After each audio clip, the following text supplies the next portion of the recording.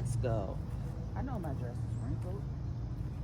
I literally, it's probably like, I don't know. It's probably like 8:30, and I woke up this morning and I was watching. Oh, I can see my room from here. This is my first time. Let me rewind, because I will go on tangents in different directions and nothing will make sense. But I woke up at 8:30. I actually woke up, I actually got up at 8:30. Well, it's probably 8:30 now. Anyway, I woke up probably around 7-ish.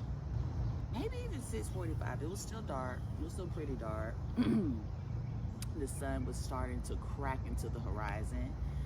And for some reason, I grabbed my phone and I was about to listen to some meditation music, but the ASAP Rocky interview had popped on my YouTube algorithm timeline. And I don't know, I clicked on it because I've been feeling like ASAP. I forgot how much I used to like ASAP. And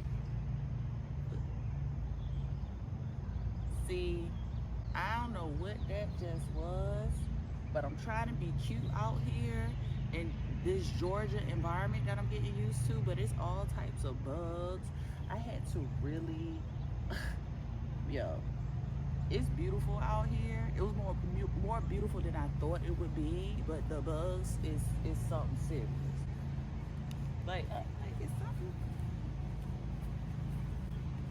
biting me. They biting me early.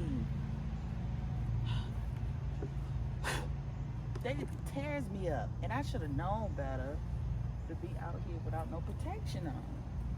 Let me try to hurry up and get through this. Damn.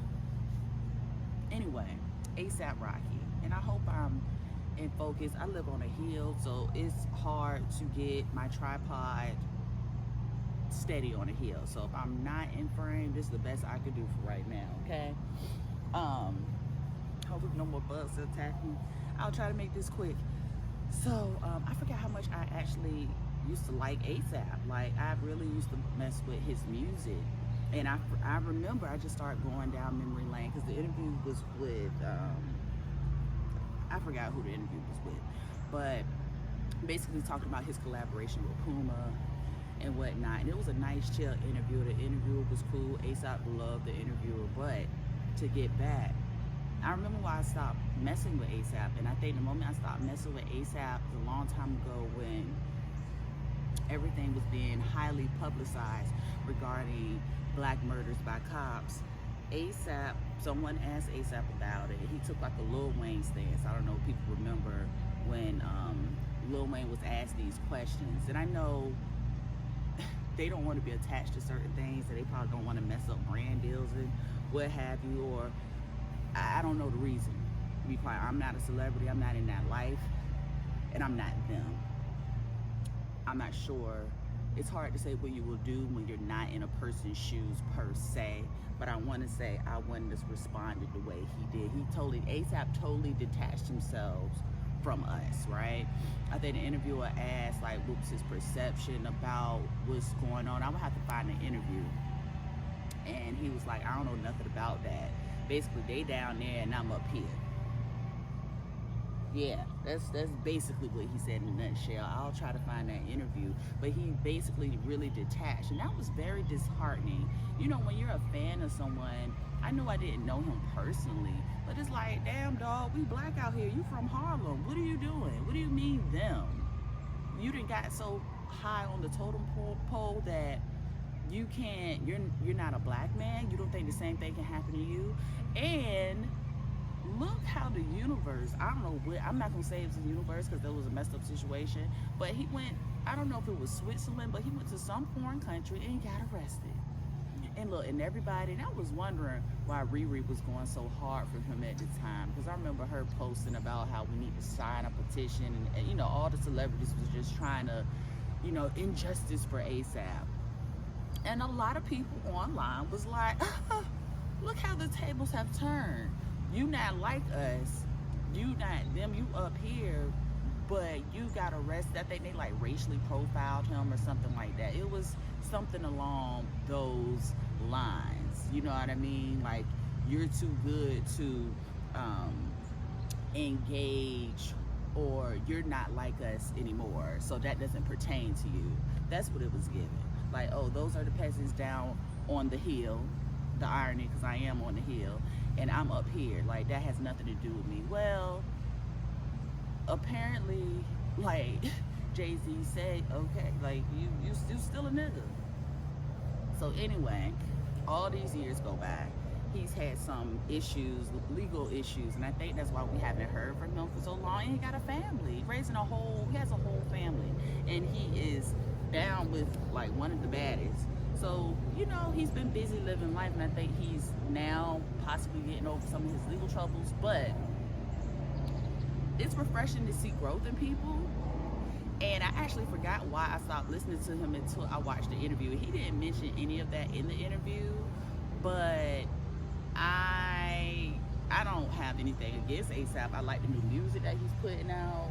I appreciate how he wearing his suits with the skinny tie, and I love to see different shit, because I don't see young men doing that. And granted, ASAP may be like 34, 35, so I still consider him a young man, but you don't see people in that age group walking around. I hope he keeps this thing going. You know what I mean? Like, I like it. I like it a lot. And I like how he just is him. You look at his videos, they're wild. Especially the most recent ones, pretty wild. These mosquitoes are still eating me up. I'm going soon. But watching that interview just gave me a sense of, it sparked something in me. It really did. I don't know what it sparked, but it was just like, yeah, ASAP, like, rebrand yourself and come out. And I just feel like he's still him. It's about being you. Like, I love to see in life, it's hard to sustain. It's hard to remain on top at all moments, even if it appears on the outside, from outsiders looking in, that you're on top from a professional standpoint. It's somewhere in your life that you have in the valley on a personal level. You know what I mean? Even if you sustain your success from the outside, you might not be as successful behind closed doors when it comes to your personal trials and tribulations. And for either side, I commend people that are going through it behind closed doors and still willing to be able to soar in their professions and whatnot, because sometimes your personal life trickles into your professional or business life. You know, you see it all the time. So I think we, as a society, need to appreciate that more, because this life is not easy to live. You know what I mean? Mentally, it's a lot of things that attacks us mentally and spiritually that prohibits us from being the best people that we can ultimately be. And I feel like I'm speaking from personal experience. You know what I'm saying? Hopefully you do. But it was nice to see him. And like I said, I forgot about all of that. And I thought about it, I was like, oh, that's why I stopped messing with him and checking for him. But as time progressed, like, I wonder if he was asked those questions, what would his answers be now in 2024? I have to figure out when that happened. I feel like that may have happened like around 2017. A good, what was that, 7 or 8 years ago? I don't know. I don't feel like doing the math. Probably like 7 years ago. But, I think 7 years ago. But I wonder what his answers would be. And I'm here for it, you know. I'm here for growth, because we don't stay the same. We change. We got to let go of our past self sometimes, or know what to bring with us in this current state of time. Like, speaking for myself, I think I've tried to hold on to the former shower. You can't do that, because the former shower may not fit in this present state. And growth is important.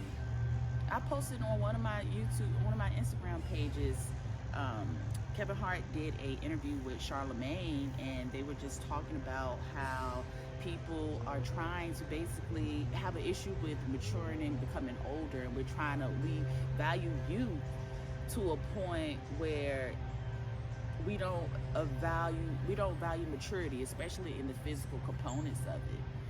And that's gonna be another conversation. Maybe this is part one. Maybe I call this growth. I'm growing, relocated, starting over, basically. Left money on the table, basically, for me to feel safe and for me to feel loved and for me to figure out, to continue to grow and mature and to understand myself and to continue to learn and to progress and evolve. I feel like I needed a break from that. My soul needed a break from where I was, and I needed to be loved on. I needed to be around people that really know me and really get me. Sometimes you need a reset. I gotta look around because you just never know what is around, okay? But anyway, sometimes you need a reset, and we have to be okay with resetting and starting over. You have to be okay with being in a valley. I remember in church, they talk about being in the valley, and the valley is high in nutrients, baby. The valley is when you set your seeds so your seeds can grow. You're not gonna always be in the... Okay, time for me to go. I'm not about to compete with this. Part 2 coming soon. Let me get out of here.